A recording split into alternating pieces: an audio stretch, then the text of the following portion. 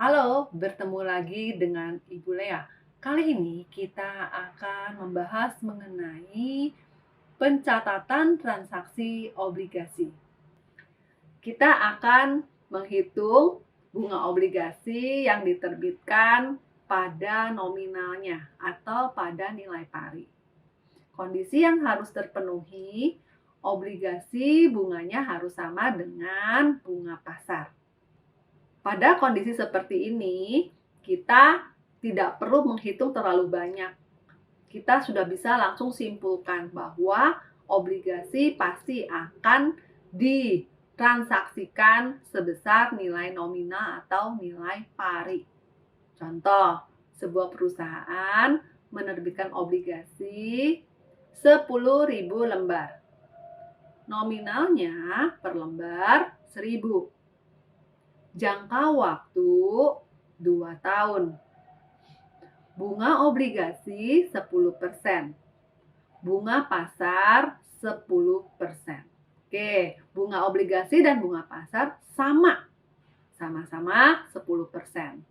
Kita bisa langsung simpulkan bahwa obligasi ini akan ditransaksikan dinilai 10.000 dikali 1.000. Dapatnya adalah 10 juta. Nilai pada saat ditransaksikan obligasi tersebut 10 juta. Lalu, jika kita mau menghitung bunganya atau kupon, biasanya kupon obligasi itu tiap 6 bulan sekali. Lalu, persentase bunga yang diinformasikan kepada kita jika tidak ada ketentuan khusus, yaitu berlaku untuk 1 tahun. Karena obligasi ini akan berbunga tiap 6 bulan, setahun 2 kali, artinya setiap 6 bulan obligasi akan berbunga sebanyak 5%, karena 1 tahun 10%. 6 bulan 5%.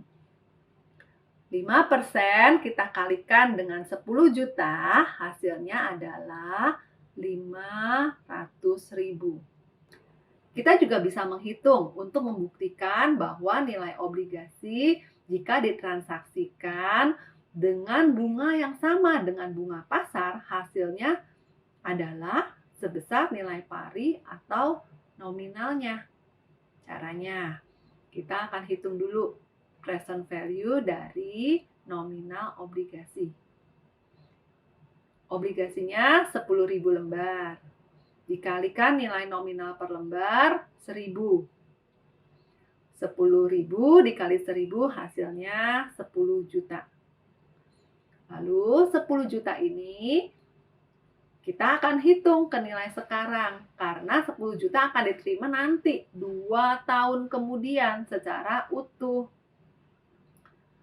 10 juta dikali 1/1 plus I pangkat N. Kita hitung manual ya dengan rumus. I itu bunga pasarnya. Kita juga harus ingat bahwa obligasi ini selalu berbunga setiap 6 bulan sekali. Jadi, kita selalu memperhitungkan dengan bunga per 6 bulan. Kemudian, dari jangka waktu yang 2 tahun itu, kita hitung 6 bulannya ada berapa kali. Jadi, kita masukin ke rumusnya ya. 1/1 plus 0,05 pangkat 4. Hasilnya adalah 8,227 sekian. Kita bulatkan seperti itu ya. Kemudian kita lanjut. Kita mau menghitung present value dari bunga. Bunganya selalu 5% per 6 bulan ya. 5% kita kalikan dengan 10 juta. Hasilnya 500.000. Artinya kita akan terima 500.000 sebanyak 4 kali. Tiap kali 500.000. Nah, kita bisa menggunakan rumus anuitas. Kita hitung manual lagi ya. 500.000 dikali 1 minus 1/1. 1 plus I pangkat N per I. I-nya bunga ya. Jadi nanti I-nya dimasukkan 0,05, N-nya 4. Oke, kita masukin nih ya sekarang. 500.000 dikali 1 minus 1 per 1 plus 0,05 pangkat 4 per 0,05. Hasilnya 1732. Nah, sehingga untuk mencari nilai obligasi saat ini, saat kita transaksikan dengan bunga pasar sama dengan bunga obligasi, totalnya adalah 10 juta. Kita total tuh 8.227 ditambah 1732. Baik, sekarang kita akan menjurnal, mencatat transaksi obligasi yang sudah kita hitung tadi. Jadi, jurnalnya adalah debit kas, kreditnya utang obligasi. Dicatat sebesar masing-masing 10 juta. Debitnya kas 10 juta, kreditnya utang obligasi 10 juta. Sekarang kita akan menghitung jika obligasi ditransaksikan dengan diskon. Biasanya kondisi yang harus terpenuhi, bunga obligasi lebih kecil daripada bunga pasar. Kita ambil contoh. Sebuah perusahaan menerbitkan obligasi 10.000 lembar. Nominal per lembar 1.000. Jangka waktu 2 tahun. Bunga obligasi 10%. Bunga pasar 12%. Kita hitung present value dari nominal obligasi. 10 juta yaitu didapatkan dari 10.000 kali 1.000. Kita hitung present value-nya kali 1 per 1 plus I pangkat M. I-nya bunga pasar. Yang kita masukkan dalam perhitungan present value ini adalah bunga pasar. Jadi per 6 bulan adalah 6% ya. Jadi 1 per 1 plus 0,06 pangkat 4. Karena period 6 bulannya itu dalam 2 tahun akan terjadi 4 kali. Sehingga totalnya kita dapatkan 7.920 sekian. Kita bulatkan seperti itu. Kemudian kita akan menghitung lagi bunga present value dari anuitas bunga. 500.000.